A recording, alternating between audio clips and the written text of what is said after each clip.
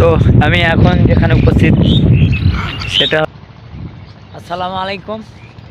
তো অনেকদিন পরে আজকে একটা ব্লগ ভিডিও করতে যাচ্ছি, কারণ আমাদের বিলে ধান লাগানো প্রায় শেষের পথে। সেই সম্পর্কে আজকে একটা ব্লগ হয়ে যাচ্ছে, তো সবাই আপনি একটু দেখবেন। তবে আজ আমি যেখানে যাব সেটা হলো আমাদের কোল্লাবাড়ির জমিতে। তো সেখানে কি জমি রয়েছে কাঁচগাড়িতে, তো সেখানে নাকি খোসা দিতে হবে, তাই যাচ্ছি। তো আমি এখন যেখানে উপস্থিত সেটা হলো আমাদের কোল্লাবাড়ি জমি এটা। আর এটা হচ্ছে সেই উঁচু একটা পাহাড় নয়, ঢিপি বলাই চলে, কারণ এখানে সবাই ভাত খায়, মানে এই বিলের মাঝে খাবার খেতে আসে। আসলে বিলে আসার সময় বেশি পাকনামা করে জ্যাকেটটা আনা হয়নি আজকে, খুব বাতাস। আর যেহেতু সবে মাত্র ধান লাগানো হয়েছে, এই জন্য বাতাসটা আরও বেশি। আমি যেখানে থেকে দাঁড়িয়ে ভিডিও করতেছি সেটাই একমাত্র উঁচু জায়গা, চারদিকে আপনার ধান, নিচু জমি।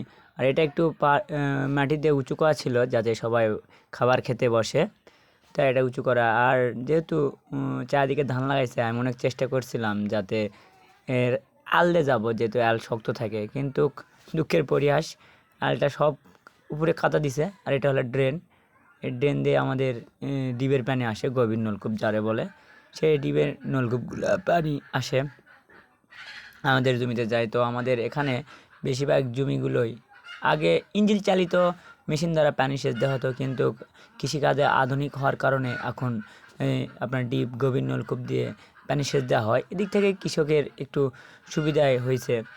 তো আমাদের সব জমি আমি ঘুরে ঘুরে দেখছিলাম। আর আমি যেহেতু রাস্তায় পানি খুব ঠান্ডা, হেঁটে যাচ্ছি, পায়ে খুব ঠান্ডা, শীতের সকাল, তো গায়ে কিছু পরে যায়নি, তো আরও ঠান্ডা লাগতেছে।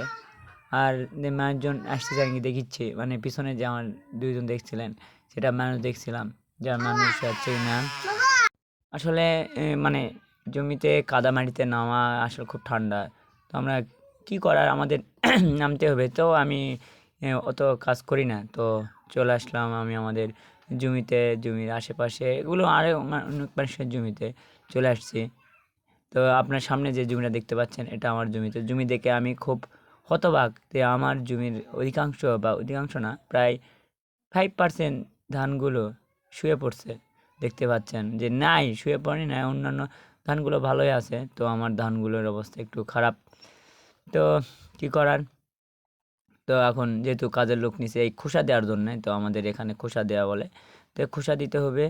তাই দেখতেছি যে আর কোথায় কোথায় খোসা দিতে হবে। মানে একটা এটা আমার 27 কাঠা একটা জমি, তো সামনে আর একটা জমি ছিল। তো এই যে দুইজন লোক আপনার এগুলো আমাদের খোসা দিবে, তারা সাথে আসছে। তো আমি খোসা দিতে পারি, তো যেহেতু ঠান্ডা পানি তাই নামিনি। তো এগুলো হচ্ছে আমার লম্বা জিরার ধান, যেহেতু এগুলো আগে ফসল হয়। তো দেখতে দেখতে অধিকাংশই ধান আপনার খোসাটা লাগানো শেষ হয়ে গেছে।